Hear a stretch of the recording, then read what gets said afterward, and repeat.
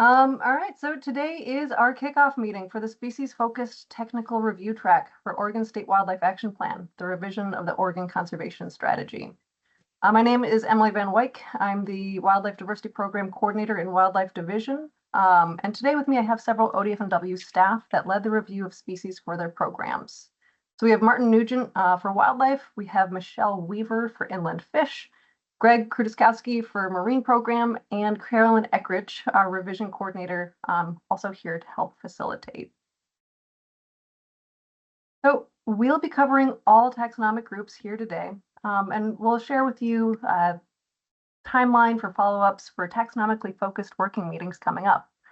Martin and I will be covering all of the content here today to keep presentation portions streamlined. But again, just a reminder, we do have those species experts in the room. So when I talk about fish, don't worry, we've got Michelle and Greg to help us out there.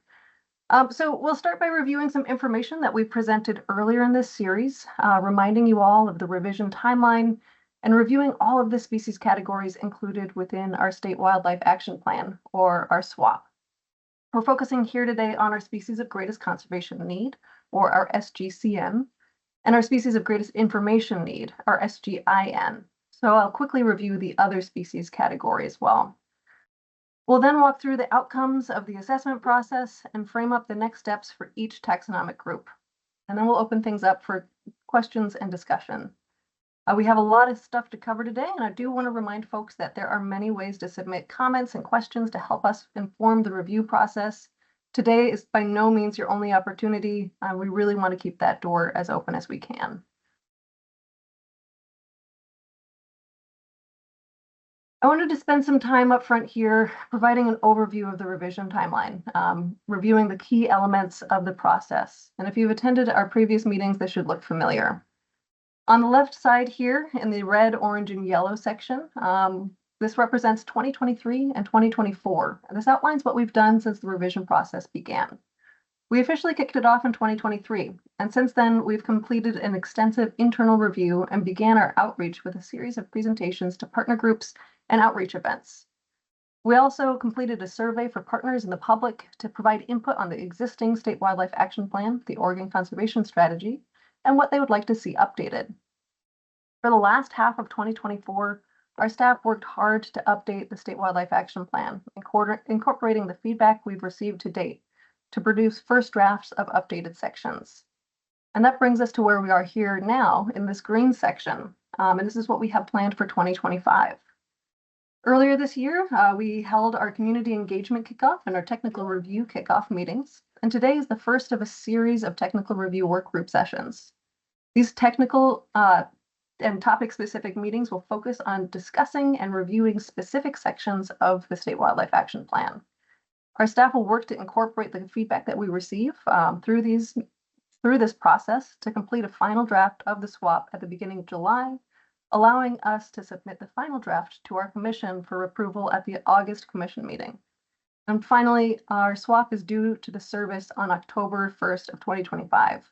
Following that submission, the U.S. Fish and Wildlife Service will develop a technical review team, and they'll likely approve this in early 2026. So early 2026 is when you'll first see this online. So to start us off here, let's look at a refresher of the three broad categories of species included within our State Wildlife Action Plan, or our SWAP.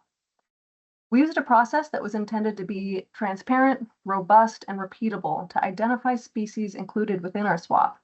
We'll walk through each of the categories up here on the screen to provide better information on what those classifications mean, how we're using them, and how you can help us refine our draft. So our species of greatest conservation need, or our SGCNs, are the species that we've identified as having imperiled conservation status. And these are what we previously referred to as strategy species.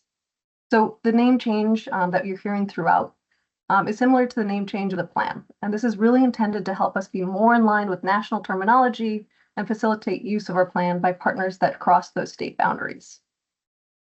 The next big group is our species of greatest information need, or our SGIN. These are species for which we just don't know enough about them to determine their status, but we had reason to look at them more closely as an SGCN. These were previously referred to as data gap species. And our third group is other. So there are a number of ways that we're including species that aren't either SGIN or SGCN within the revised SWAP.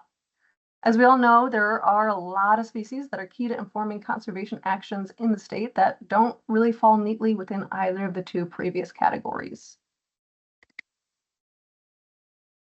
To inform our discussion of outcomes, let's walk through our criteria for selection of SGCN. So up here on the screen, I have just a brief overview of each of the 4 criteria, and then we'll talk about each criterion on the next few slides. So staff led a comprehensive process to revise the criteria for selection of species of greatest conservation need starting in 2023. The conservation criteria developed were based on the criteria we used in 2016, with some changes to make them more inclusive of all taxa. In previous iterations, different criteria were used for different taxonomic groups, which oftentimes could become quite confusing. So the end result was 4 criteria that were applied to all potential SGCN. And species assessed must meet 2 or more of the 4 criteria to be included as an SGCN. These criteria were intended to identify species that are most at risk in Oregon, and for which timely implementation of conservation measures to address existing or potential threats is needed to prevent them from declining to the point of qualifying as threatened or endangered.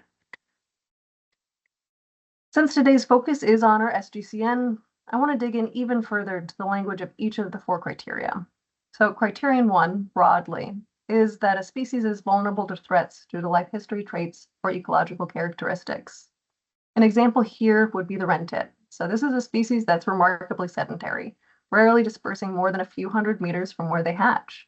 So average dispersal distance is only 400 meters, and this characteristic means that local populations of wren tits are at risk of becoming isolated following catastrophic loss or habitat destruction. In areas where the population of wren tits is removed, would not be able to quickly repopulate from arrival of dispersing individuals. The next criterion, presented here in full, is that the population is low or declining. This one's a little bit more straightforward. So we're looking either in the ecoregion or statewide. An example here would be a species like the tufted puffin, where the population has plummeted dramatically and we have only a few hundred left in the state. Our third criterion is that the species is at risk because of its restricted distribution. For this criterion, think of species like the yellow rail, with its disjunct distribution in Oregon, or a species like the Siskiyou Mountain salamander, found only in a roughly 580 square mile area of southern Oregon and northern California. And finally, we have our 4th criterion. So the population is vulnerable to major threats like disease, invasive species, or climate change. With the rise of impacts from climate change, new emerging diseases, and the spread of invasive species, this particular criteria was one that we had to be thoughtful with when applying. An example here of one of these threats would be the threat of white nose syndrome and impacts to certain bat species. While white nose syndrome hasn't been documented in our state, we know that it's at our borders, and we know that it can be devastating to some of our native bat populations. Now that we've outlined our 4 criteria for SGCN, I want to briefly touch on the other species category before we go into our species outcomes. So there are a number of species with secure populations that don't meet the criteria for SGCN or SGIN, but there's other reason for us to focus conservation actions on those species. We wanted to make sure that these species too are described in the revised SWAP, and we could provide information about them to help support our partners and the public who are interested in advancing conservation. To provide an example of this, I'm going to use American beaver to really dig into what we mean by this other category. So American beaver were assessed for inclusion on the list of species of greatest conservation need, again, formerly our strategy species, under the 4 criteria. They were not found to meet the definition of an SGCN under those criteria. However, with the recognition of the important role that they play in modifying habitats and benefiting other species, ODF&W will address beaver in multiple areas throughout the revised SWAP. Beaver habitat, so our habitat for beavers, and beaver modified habitats, habitat by beaver, include components of several distinct vegetation communities, including riparian areas, wetlands, aspen woodlands, and others. Including information on beavers and their influence within those relevant habitats will help to showcase the important role that they play. We also recognize that beaver activity is a type of natural disturbance regime, and we're expanding information contained within the Disruption to Disturbance Regimes KCI to enhance the communication of this and highlight the key role that beavers play at the landscape scale. With that, I'm going to turn it to Martin, if you're ready to go. Thank you, Emily. Good afternoon, everyone. I'm just now going to turn to the species outcomes section of the presentation. ODFW staff reviewed species for which we have statutory authority and reached out to external partners with expertise for the species that we do not work on. Overall, we assessed a total of 660 species of amphibians, birds, fish, reptiles, mammals, invertebrates, plants, and algae. A total of 76 species of greater conservation need, so far have been added. One thing I'd like to highlight here is that a large proportion of these new species are invertebrates and plants. While we included invertebrates and plants in our earlier versions of our State Wildlife Action Plan, we were able to be more inclusive of these taxonomic groups this time round. We also removed 28 species. While some species were removed because of recovery, others were because we tried to make sure that our SGCN criteria were clearer and consistent and reflected our species most at risk in the state. Many of those species removed from the SGCN list are still included within the SWAP, either as success stories or as call-outs within other chapters to help provide more information for conservation partners. Through this process, we identified species of greatest information need, SGIN. SGIN, there were 104 have been identified so far, and these SGIN species were not, these are species where not enough information is known to determine whether they meet the conservation criteria to qualify as SGCN. We went through the assessment process. These species where we didn't have enough information to adequately say yes or no to the selection criteria. Next slide, please. Moving to the section where we are asking for your help to provide technical input to us. Before we move into specific outcomes, each taxonomic group, which I shall talk about shortly, we want to outline how you as a technical reviewer can help us provide input. The draft list shared in early July presents the list of species that have been assessed to date by ODFW and partner agencies. Some species on this list, particularly terrestrial invertebrates, have been identified as candidates for assessment. For these species, and any species that you see missing from the list, we're looking for technical reviewers to provide technical detailed information on how species meets each of the 4 criteria that Emily mentioned, with citations. We are setting up a form that will be available on the revision website that will facilitate providing this information to us. For species on the draft list, we're looking for technical partners to review the profiles for factual accuracy and for missing information. We'll be posting the complete spreadsheets for the draft SGCN and SGIN prior to upcoming meetings, including detailed information on threats and conservation actions.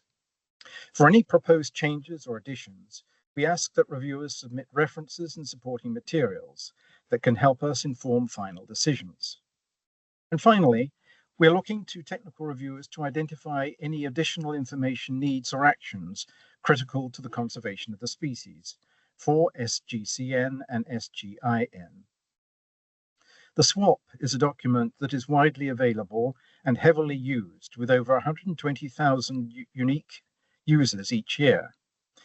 If partners can help us make sure that we have high quality information on threats and conservation actions, this information can go to help support effective conservation by practitioners around our state. Next slide, please. Moving into each taxonomic group, the first, amphibians. In our species review, we assessed 25 amphibian species and confirmed 18 species as SGCN, adding one new species to the list, which was the Crater Lake newt, a recently recognized subspecies, which is endemic to Crater Lake and nowhere else. The subspecies has been petitioned for listing under the Federal Endangered Species Act and is undergoing a 90-day finding process for listing, which was published in October 2024, indicating that listing of the species as threatened or endangered may be warranted. An in-depth status review has been initiated by the US Fish and Wildlife Service. We have also identified 7 amphibians as SGIN. 3 of these are newly added, including duns and Klamath black salamanders. Moving on to reptiles. Similarly, we assessed 15 reptile species. 8 species were proposed as SGCN, with 4 of those species new to the list, such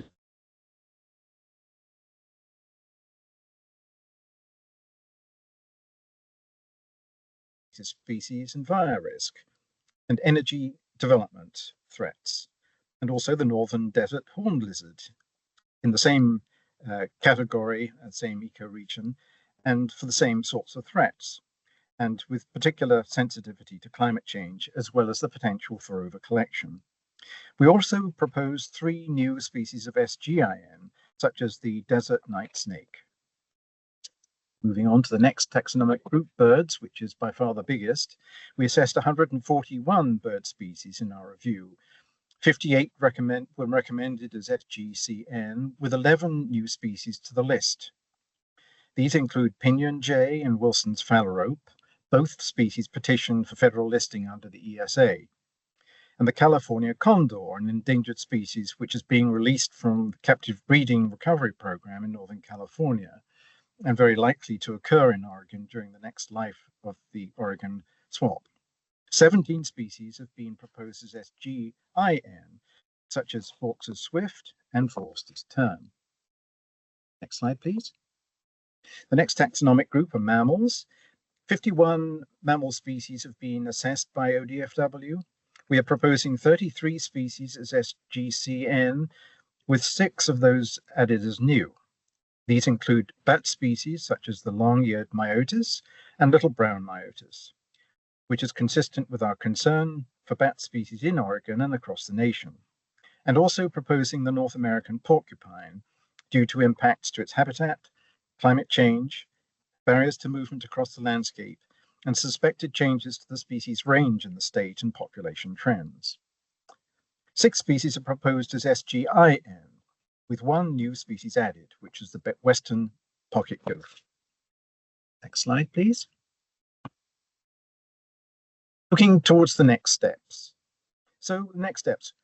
With this background in mind that I've just gone through, we're now looking to you and the big ask that we have from you. The species lists and profile documents of SGCN and SGIN will be made available prior to each of the upcoming taxonomic planned working groups.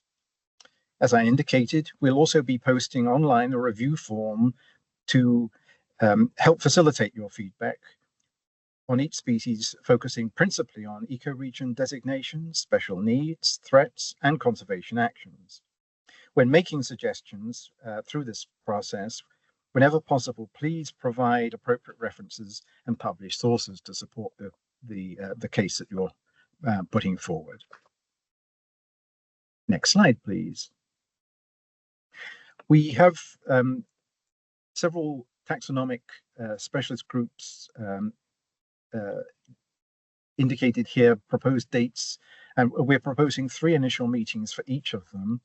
The first will be for people who showed an interest in helping with amphibians and reptiles, which is proposed for February 26th, one for birds on March 5th, and another for mammals on March 12th. I will now turn the presentation back to Emily to discuss those species included in the Oregon swap, but ones for which ODFW does not have legal authority, and for the balance of the presentation. Thank you. Thanks, Martin. All right, so I will pick it back up here on our plants and algae. So as Martin mentioned, ODFW does not have authority for or expertise on plants and algae. But since this is meant to be a plan supporting broad conservation action in the state, we think it's really important to include them in the swap. So to include consideration of plants, we consulted with the Oregon Department of Agriculture's Native Plant Conservation Program to update the plant species lists. Through this process, 17 plants were identified as new additions to the SGCN list to encompass the full list of state-protected, threatened, and endangered plant species.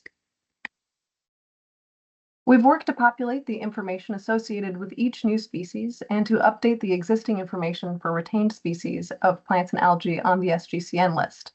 We acknowledge, however, that due to our lack of internal expertise, there might be numerous gaps in our coverage or areas in need of further updates. So we ask that our partners with much more knowledge than us on these plant species to help us review the content in those profiles, providing references or data sources that can help us to update that information. Review of conservation actions in particular is needed to ensure that we're providing the most up-to-date information to conserve those listed species.